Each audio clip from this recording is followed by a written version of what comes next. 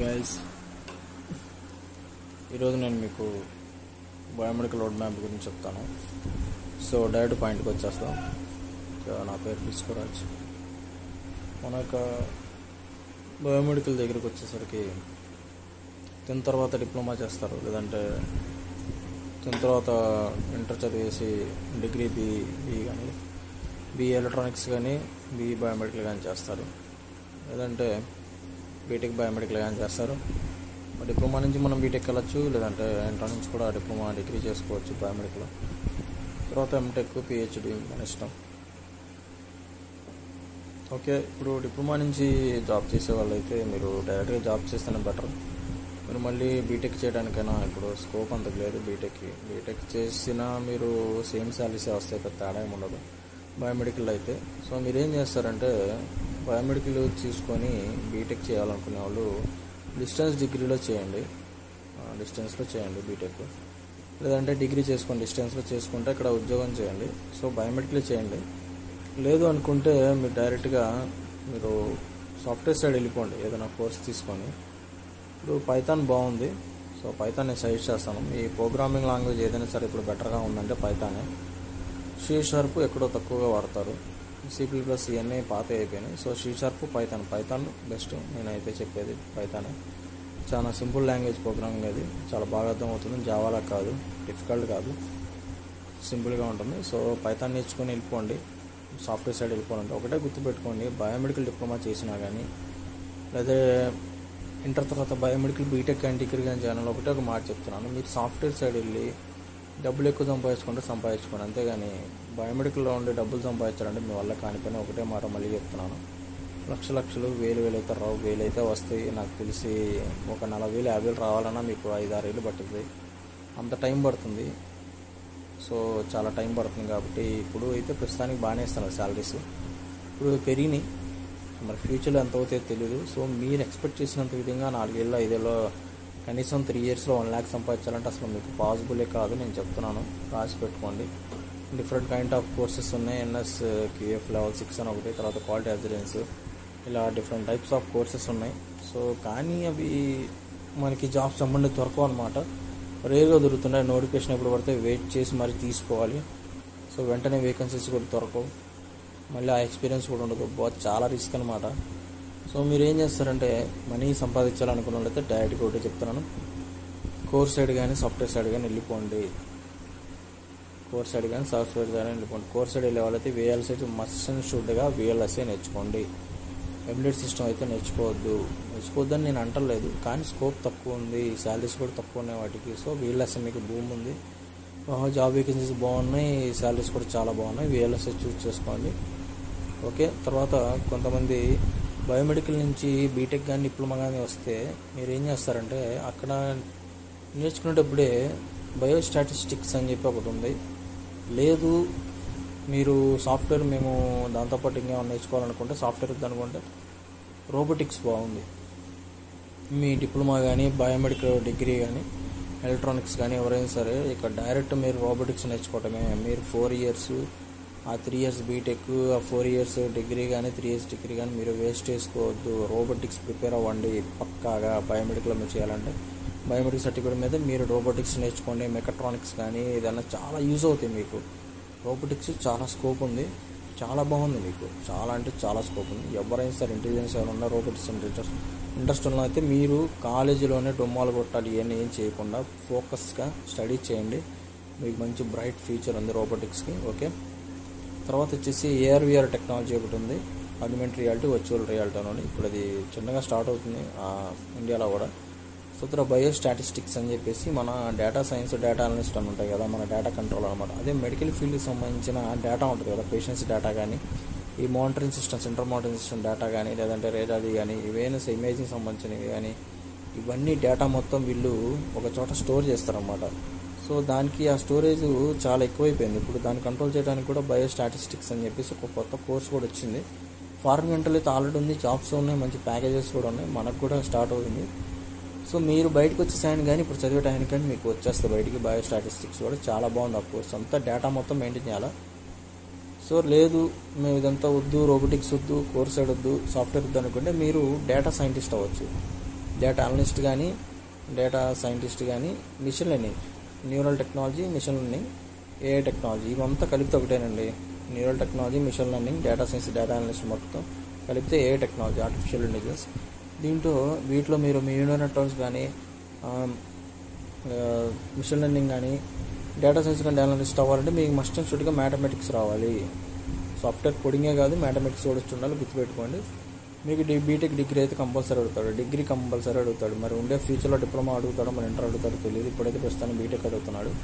So మీరైతే focus చేసి చదువుకోండి. నేను ఒకటే చెప్తున్నా, బీటెక్ మీరు డబ్బులు వేల లక్షలు ఖర్చు పెట్టకండి. సింపుల్గా డిగ్రీ చేసుకోండి, 3 ఏళ్ళు 4 ఏళ్ళు అవగొట్టుకోండి, తక్కువ ఖర్చులో అవగొట్టేసుకుని ఆ డిగ్రీ చూపించేసి మీ సత్తా మొత్తం స్కిల్స్ మీద పెట్టండి. మీకు అంతా ఇప్పుడు 90% 80% వచ్చినా సరే స్కిల్స్ లేకపోతే మీకు జాబ్ ఆపర్చునిటీ లేదు. ఓకే, నేను మీకు ఏఆర్వీఆర్ చెప్పాను, తర్వాత ఆర్టిఫిషియల్ ఇంటెలిజెన్స్ చెప్పాను, machine learning, neural networks, data analyst, data scientist కూడా చెప్పాను. మన సర్టిఫికేట్ అన్నిటికీ ఎలిజిబుల్. మెకట్రానిక్స్ కూడా నేర్చుకోవాలి. పిఎల్సీ ఉందండి, అది ఎలక్ట్రికల్ సంబంధించింది. సో మీకు ఇంట్రెస్ట్ ఉంటే నేర్చుకొని పని, కానీ ఎక్కువ ఎలక్ట్రికల్స్ వాళ్ళు నేర్పిస్తారు. పిఎల్సీ ప్రోగ్రామింగ్ లాంగ్వేజ్ కంట్రోల్లో ఏదో ఉంటుంది, అది లాజిక్ కంట్రోల్ అనుకుంటా. మేబీ నేను ఒకసారి ట్రై చేశాను, చాలా బాగుంటుంది అది కూడా. పిఎల్సీ కూడా అది ఎలక్ట్రికల్ ఎక్కువ యూజ్ చేస్తారు పిఎల్సీ. సో యూజ్ చేసుకోండి. ఇప్పుడు మన బయోమెడికల్కి వచ్చేసరికి మెడికల్ డివైజెస్, ఐఎస్ఓ స్టాండర్డ్స్, అది క్వాలిటీ అస్యూరెన్స్, తర్వాత ఎన్ఎస్క్యూఎఫ్ లెవెల్ 6 ఉంది కదా, వీటిలో ఏంటంటే FDA, ISO standards, FDA documentation అనమాట. మొత్తం ఈ మెడికల్ డివైస్ చెక్ చేయడం, ఈ స్టాండర్డ్స్ ఫాలో అయ్యారు లేదా అంటే అది ఎవరికి వస్తుంటాయండి, అందరికి రావు. ఎక్స్పీరియన్స్ కూడా భయంకరంగా అడుగుతాడు.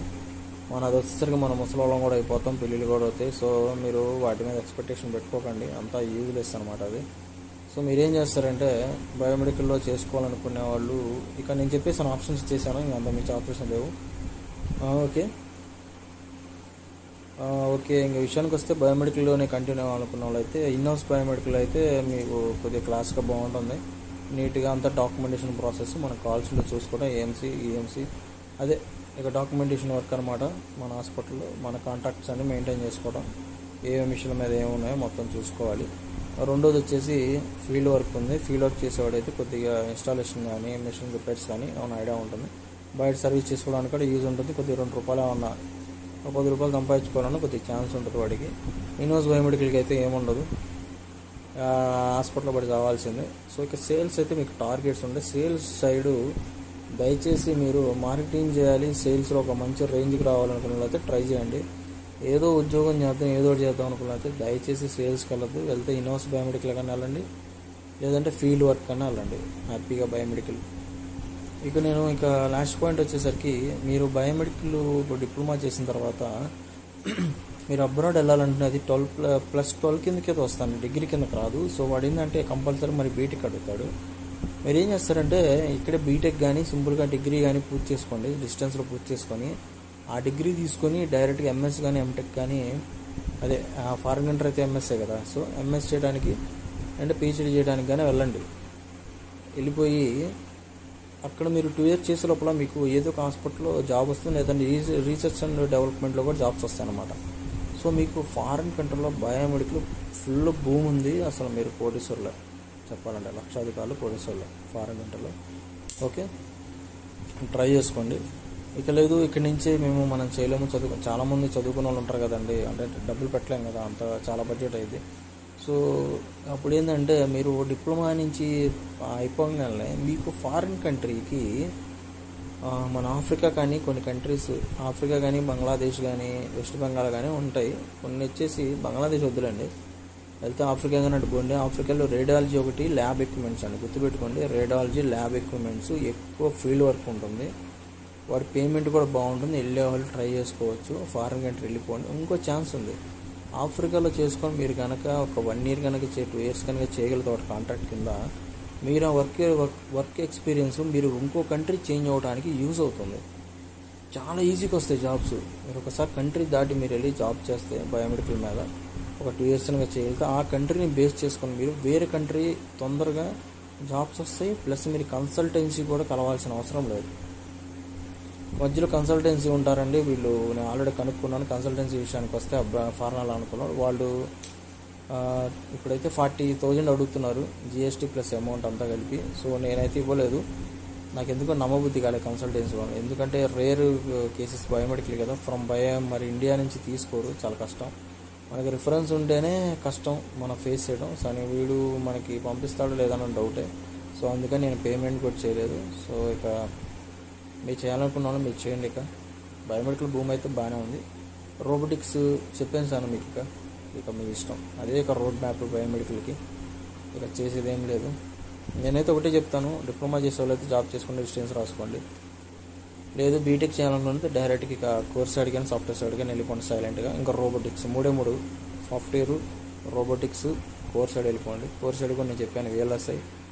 సాఫ్ట్వేర్ సైడ్ అయితే మీకు పైథాన్ చాలా బాగుంది. పైథాన్ మీద ఏదైనా నేర్చుకోవచ్చు. ఫుల్ స్టాక్ డెవలపర్స్ ఏదో ఉంటాయి, JSP ఏదో ఉంటాయి, చాలా కోర్సెస్ ఉంటాయి. సో చేసుకోండి, మంచి ప్యాకేజెస్ ఉన్నాయి. కానీ టైం మటుకు వేస్ట్ చేసుకోకండి, గైడెన్స్ ఫాలో అవ్వండి, హ్యాపీగా చదువుకోండి, మంచి లైఫ్లో సెటిల్ అవ్వండి, డ్యామేజ్ అవ్వకండి, టైం వేస్ట్ చేసుకోకండి.